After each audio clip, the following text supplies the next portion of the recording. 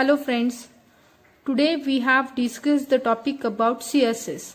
CSS means cascading style sheet which is used for special format of text. म्हणजे काय? आतापर्यंतचे जे programme आपण पाहिले त्याच्यामध्ये HTML च्या प्रत्येक टॅगचा एक स्पेसिफिक यूज होता. त्या यूज नुसार आपण त्याचा रिक्वायरमेंट नुसार यूज करत गेलो. मग CSS काय आहे? तर CSS म्हणजे एक स्पेशल फॉर्मॅटिंग ऑफ टेक्स्ट. म्हणजे काय? तर आता आपण जे समोर प्रोग्राम आहे तो एक बेसिक प्रोग्राम करून बघूयात आणि मग त्याच्यामध्ये इम्प्लिमेंटेशन कशा पद्धतीने केलं जातं हे आपण पाहूयात. हा प्रोग्राम मी .html नावाने सेव्ह करते आणि मग ब्राउझरवर जाऊन त्याच्या अशा पद्धतीने आउटपुट असेल. मग याच्यामध्ये चेंजेस काय आहेत? तर सपोज युजरची रिक्वायरमेंट आहे की हा जो टेक्स्ट आहे या टेक्स्टला बॅकग्राऊंड कलर मला वेगळा हवाय, फक्त टेक्स्टला बॅकग्राऊंड कलर हवाय. तर अशी रिक्वायरमेंट असेल तर बेसिक HTML मध्ये हे पॉसिबल नाहीये. म्हणून नवीन ऍडिशनल जे फॉर्मॅट आहे त्याच्यामध्ये आपण CSS चा यूज करणार आहोत. मग CSS मध्ये कसा यूज केला जातो याचा? तर CSS मध्ये शक्यतो CSS जे आहे ते 3 पार्ट मध्ये डिवाइड केलेलं आहे. मग CSS चा पहिला पार्ट जो आहे त्याला आपण इंटरनल CSS असं म्हणतो. दुसरा पार्ट जो आहे त्याला आपण एक्सटर्नल CSS असं म्हणतो आणि तिसरा पार्ट जो आहे त्याला इनलाइन CSS असं म्हणतो. मग त्याच्यातला पहिला पार्ट जो आहे तो आता आपण बघूयात.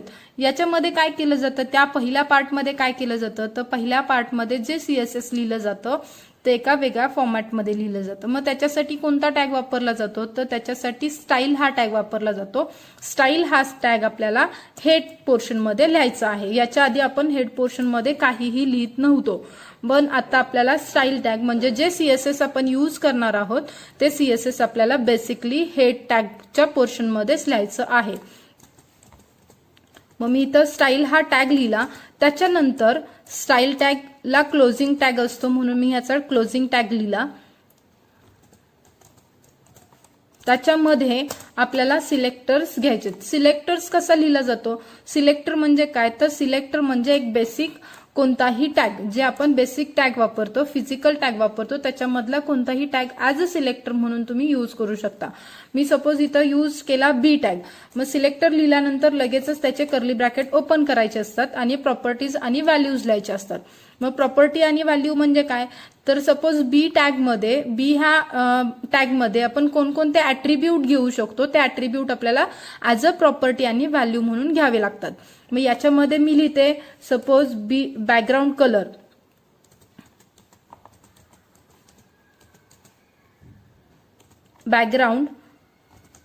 कलर. आता प्रॉपर्टीज आणि व्हॅल्यूज सेपरेट करण्यासाठी आपण कोलनचा वापर करतो. जसं आपण ऍट्रिब्यूट आणि त्याची व्हॅल्यू चेंज करण्यासाठी सेपरेट करण्यासाठी इक्वल्स टू चं साइन वापरतो, तसं सिलेक्टरमध्ये प्रॉपर्टी आणि त्याची व्हॅल्यू सेपरेट करण्यासाठी आपण कोलनचं साइन वापरलं. मग इथं मी सपोज लिहिते रेड. आता 2 प्रॉपर्टीज जर आपल्याला सेपरेट करायच्या असतील तर आपण सेमीकोलन वापरतो म्हणून मी इथं सेमीकोलन. याच्यानंतर मी दुसरी प्रॉपर्टी लिहिते font size. Font size suppose मी दिली 20 पिक्सेल. म्हणजे ह्या टॅगच्या 2 ऍट्रिब्यूट्स आपण इथं लिहिलेले आहेत. पहिला ऍट्रिब्यूट आहे background colour that is red आणि दुसरी प्रॉपर्टी आहे फॉन्ट साईज 20 पिक्सेल. आता याच्यामध्ये काय केलं जातं?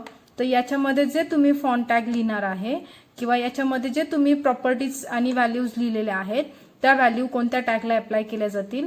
तर जो सिलेक्टर तुम्ही लिहिलाय बेसिक टॅग म्हणून जो सिलेक्टर लिहिलाय तो बेसिक टॅग आपल्याला बॉडी टॅग मध्ये यूज करायचा आहे. म्हणजे मी इथं काय केलं तर बी टॅग मध्ये वेलकम टू HTML म्हणजे बी टॅग अप्लाय केलाय आणि हे सेव्ह करायचं परत .html. मी आहे असं सेव्ह करते.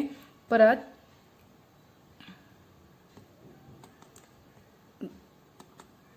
इथं चेंजेस तुम्हाला अप्लाय केलेले असतील. म्हणजे आता आपण काय बघितलं तर बॅकग्राऊंडला तुम्हाला जर पर्टिक्युलर टेक्स्टला बॅकग्राऊंड कलर अप्लाय करायचा असेल तर नॉर्मल HTML मध्ये ते पॉसिबल नाहीये.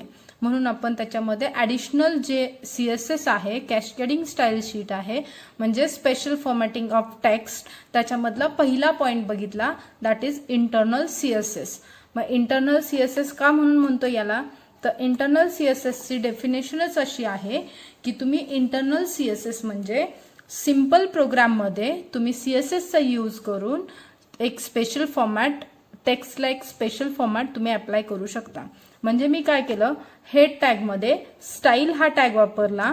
ह्या स्टाईल ह्या टॅगमध्ये प्रॉपर्टीज आणि त्याच्या व्हॅल्यूज सिलेक्टरमध्ये अप्लाय केल्या आणि त्या व्हॅल्यूज ज्या काही रिक्वायरमेंट असतील त्या व्हॅल्यूजच्या ते त्या टॅगला अप्लाय होतील. म्हणजे काय, तर बी टॅग हा ॲज अ सिलेक्टर म्हणून हा डिफाईन केलाय.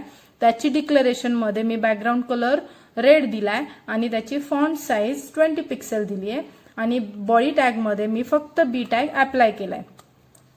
आता याची जर साईज मी चेंज केली तर त्या प्रोग्राममध्ये म्हणजे जे जिथं जिथं बी टॅग दिलाय तिथे तिथे त्याची साईज तुम्हाला चेंज झालेली अप्लाय होईल.